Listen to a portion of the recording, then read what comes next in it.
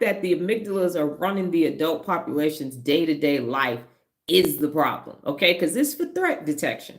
So in threat detection, the right amygdala has fast instinctual recognition. Oh my God, there's a threat. Move, swerve, get out the way. Here comes something. Fire, run, loud noise, boom.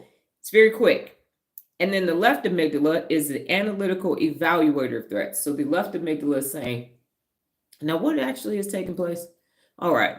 Now, how many people are involved? When it's functioning properly. Now, when it's not functioning properly, it's just assessing all the negative stuff, is ruminating, doesn't have a solution, and it's actually slowing you down.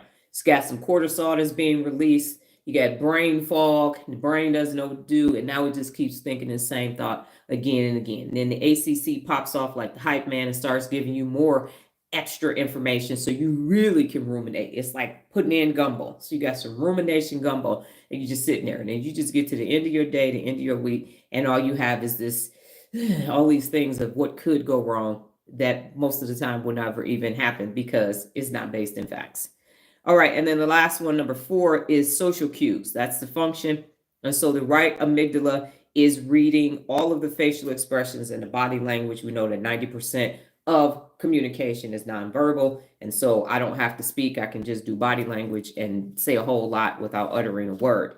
Now, the left amygdala understands verbal emotional cues. So it is listening to what is said. You put those two together, and now you can process them. So if you're left amygdala heavy, you're not going to process any of the right stuff. If you're right amygdala heavy, you're not going to process any of it. So the left and right amygdalae work together, and they are partnered with the prefrontal cortex to function properly, to actually say, there is a saber-toothed tiger running towards us, run. And then you get to safety, and then the left amygdala is like, okay, we good. Yep. All right. Process what happened. Well, and now it's saying, well, who told us about that? Where did it come from? Was there an exit sign? Did we not read a sign that said loose saber-toothed tiger somewhere? So it starts looking for the language that's associated with the saber-toothed tiger that came running at you. And now you can assess, okay, don't go on the corner of 15th and Johnson Avenue because there's a saber-toothed tiger over there. Okay, cool. Now you move on with the rest of your day. That's how that's designed neurologically to work.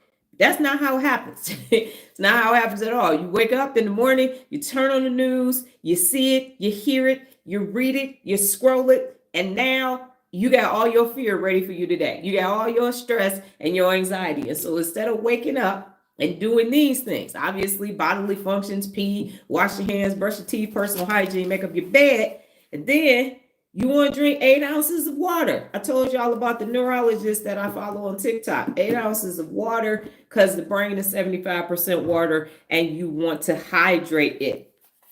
Yeah, at night. Exactly. And then you're going to get your composition notebook or your tab, your Google Notes or whatever, and you're going to spend 5 minutes doing a brain dump. You do that, now you got a hydrated brain. You got a brain dump. Now your working memory is ready to work. And now you do what? 3 to 5 minutes of deep breathing, mindfulness, meditation.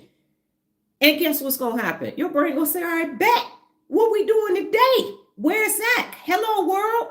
I ain't new to this. I'm true to this. Watch my brain do this shit. Right? That's how it's supposed to happen. And then all day long, you are learning, growing, developing. Your prefrontal cortex is large and in charge. And it is running things. So by the end of the day, adenosine is like, hey, I'm here. All right. I'm way up here. Okay.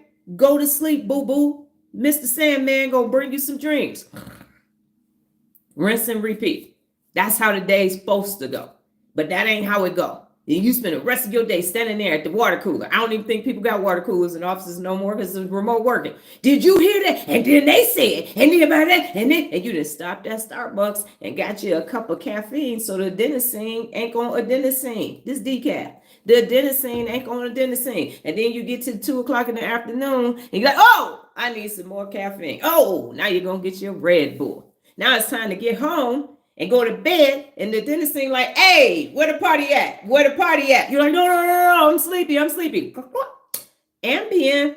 Now you got all these different neural pathways wiring you to hijack the amygdala. I'm going to need some caffeine, and I'm going to need a sleep aid. And you didn't drink and then drop of water for the day.